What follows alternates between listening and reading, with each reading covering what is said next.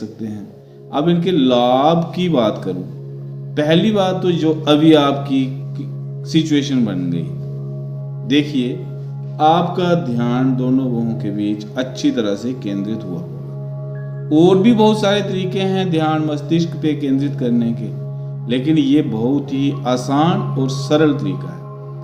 दूसरी बात आपको पता है, श्वास को हम खाना खाने के बाद, चाहे सोने से पहले, सुबह उठने के बाद, और श्वास पे तो हर बार ध्यान दिया जाता है। जो मेरी क्लास लगाते हैं उनको तो पता है कि कोई भी प्राणायाम करते हैं हम या कोई भी आसन करते हैं हम, तो उसके बाद बोला जाता है तनिक विश्राम लीजिए जी।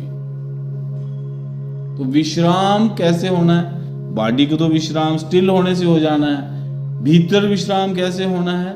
ध्यान श्वास पर देना है। और जब हम श्वास पर ध्यान देते हैं तो अब नॉर्मली आज के बाद मत दीजिए, आप इसी तरह से कीजिए। अगर 3 श्वास में विश्राम देना है तो एक श्वास को भीतर से भरिए, बाहर भीतर से ही वापस ले जाइए।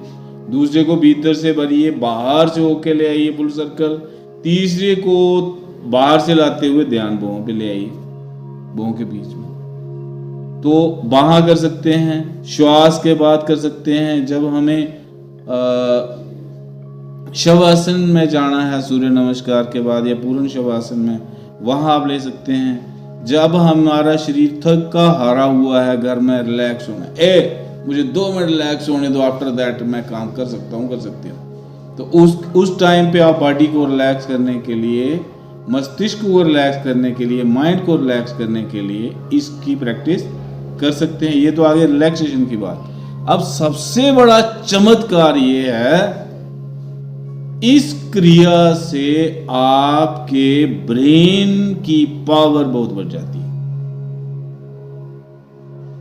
मीन्स आपका ब्रेन शार्प हो जाता है, आप क्रियाओं को पूरा गहराई से देखना शुरू हो जाते हैं और अच्छी तरह से उसको समझ भी पाते हैं। और दूसरा इसका बेनिफिट यह है कि आपको ये भरपूर एनर्जी देता है।